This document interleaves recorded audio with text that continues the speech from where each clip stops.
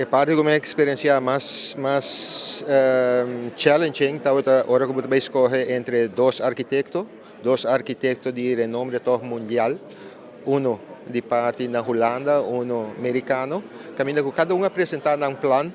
O plano é um challenge para nós vai evaluar tudo também depois para o offer, o que nós offer também para nós por executar o projeto. Executar também é parte de preparação e é parte de uitvoering.